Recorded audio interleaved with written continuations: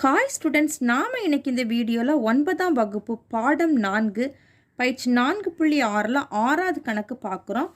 Question என்ன தந்திருக்காங்கன்னு பார்க்கலாம். கர்ணம் 10 centimetre, ஒரு பக்க அளவு 8 சென்டிமீட்டர் உள்ள செங்கோண முக்கோணம் வரைக, அதன் உள்வட்ட மையத்தை குறித்து உள்வட்டம் வரைக. ஓகேவா, இதான் நம்ம கொஸ்டினாக தந்திருக்கிறாங்க.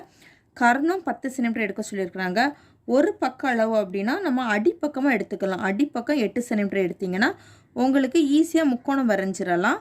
ஒரு பக்க அளவு நம்மளுக்கு 8 சென்டிமீட்டர் தந்துட்டாங்க. ஓகேவா, இனி 3வது பக்க அளவு என்ன சொல்லியிருக்கிறாங்கன்னா செங்கோண முக்கோணம் சொல்லியிருக்காங்க. அப்படின்னா 3வது பக்க அளவு நம்ம 90 டிகிரி எடுத்து நம்ம அந்த முக்கோணத்தை அமைச்சிக்கலாம். அதுலேருந்து உள்வட்ட மையத்தை வரைய சொல்லிவிட்டு உள்வட்டம் வரைய சொல்லியிருக்கிறாங்க. சரியா, இப்போ நம்ம உதவி படம் வரையலாம். உதவி படத்தில் அடிப்பக்கம் 8 சென்டிமீட்டர், செங்கோணம். ஓகேவா, கோணம் ஏலேருந்து நம்ம 90 டிகிரி எடுத்துக்கலாம். இது செங்கோணத்துக்குள்ள அந்த சிம்பிள். அடுத்து பிலேருந்து சிக்கு 10 சென்டிமீட்டர். இதுதான் நம்மளுக்கு கர்ணம்.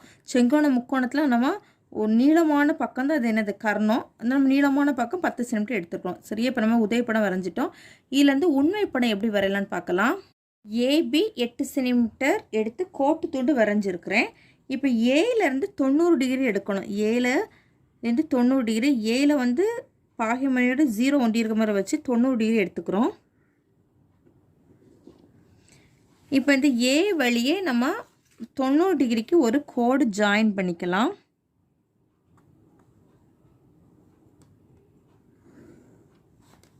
இந்த 90 டிகிரி. இனி பியிலேருந்து 10 சென்டிமீட்டர் எடுத்து பில் வெட்டும்போது நம்மளுக்கு ஒரு முக்கோணம் வரைஞ்சிடலாம்.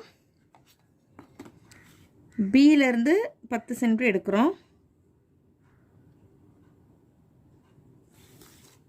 எடுத்தாச்சு. எடுத்து பியில் வச்சுட்டு அந்த பில் வெட்டிக்கிறோம். இந்த பில்லிலேருந்து பிக்கு ஜாயின் பண்ணும்போது நம்மளுக்கு தேவையான ஒரு முக்கோணம் கிடச்சிரும்.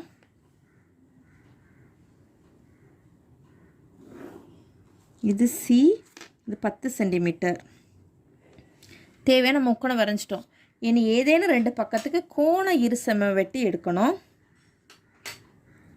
2 கோண இருசமட்டியும் நம்மளுக்கு ஜாயின் பண்ணுறது நம்மளுக்கு உள்வட்ட மையம்.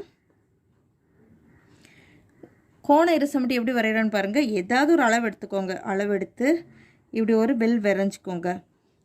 அந்த அளவு மாற்றாமல் இந்த ஃபஸ்ட்டு வெல்லிலேருந்து இங்கே மேலே ஒரு வெல் வெட்டிக்கோங்க. இங்கே இந்த வெல்லிலேருந்து செகண்ட் வெல்லிலேருந்து இங்கே ஒரு வெல் வெட்டிக்கோங்க. இதை இப்போ ஜாயின் பண்ணிக்கலாம். இப்போ நம்ம ஃபஸ்ட்டு கோண இருசம வெட்டி கிடச்சிடுச்சு.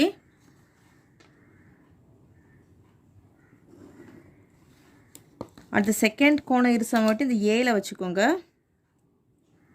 ஏல வச்சு ஏதாவது ஒரு அளவு எடுத்துக்கோங்க. அளவு எடுத்து இப்படி வில் வெட்டிக்கோங்க. இதுலேருந்து ஃபஸ்ட்டு இந்த வில்லிலேருந்து அந்த அளவு மாற்றாதுங்க. மாற்றாமல் இப்படி ஒரு வில் வெட்டுங்க.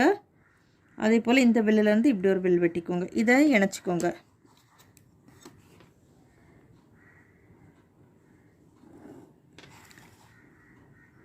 இப்போ நம்மளுக்கு 2 கோண இருசமட்டி கோடம் ஜாயின் பண்ணுறது இது உள்வட்ட மையம். அதை ஐன்னு நம்ம நேம் கொடுத்துக்கிறோம். இனி உள்வட்டம் வரைகிறதுக்கு ஆரம் கண்டுபிடிக்க போகிறோம். அதை எப்படி கண்டுபிடிக்கணும்னு பாருங்கள். ஐயில் காம்பஸ் ஆணிமனையை வச்சுட்டு ஏதேனும் ஒரு அளவு எடுத்துக்கோங்க. அளவு எடுத்து இதில் 2 பக்கத்துக்கும் வில் வெட்டிக்கோங்க. இப்படி இந்த பக்கம் ஒன்று, இந்த பக்கம் ஒன்று. இந்த அளவு சேஞ்ச் பண்ணாதுங்க. சேஞ்ச் பண்ணாமல் அந்த ஃபஸ்ட்டில் இருக்கக்கூடிய வில்லில் வச்சு கீழே ஒரு வில் வெட்டுறோம். அதே போல் இதில் ஒரு வில், இதில் இருந்து வச்சு இங்கே ஒரு வில் வெட்டிக்கிறோம்.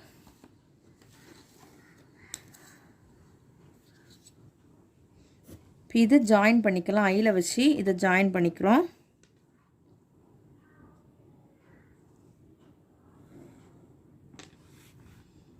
ஜாயின் பண்ணிவிட்டு இதுக்கு நம்ம டீன் மார்க் பண்ணிக்கலாம்.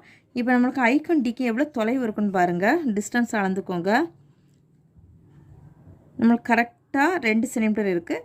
இப்போ இதை நீங்கள் ஆரமாக பயன்படுத்தி இந்த ஐயில் வச்சு இப்படி உள்ள ஒரு வட்டம் வரையணும். அந்த வட்டம் வரையும்போது அந்த 3 பக்கத்தை நம்மளுக்கு ஜாயின் பண்ணிட்டு வரணும். இப்போ நான் ஐயில் வச்சு உள்ள ஒரு வட்டம் வரைஞ்சிருக்கேன். அது கரெக்டாக 3 பக்கமும் நமக்கு ஜாயின் பண்ணுற மாதிரி வந்திருக்கு. ஓகேவா, இப்போ நம்ம வரைஞ்சிருக்க படம் கரெக்டுன்னு அர்த்தம். சரியா, அவ்வளோதான் இந்த சம். இதில் உங்களுக்கு ஏதாவது டவுட் இருந்துச்சுன்னா கமெண்ட் பாக்ஸில் கமெண்ட் பண்ணுங்கள். வரைமுறை உங்கள் ஓன் சென்டென்ஸ்லேயே வரைமுறை எழுதிக்கோங்க. ஓகேவா, தேங்க்யூ.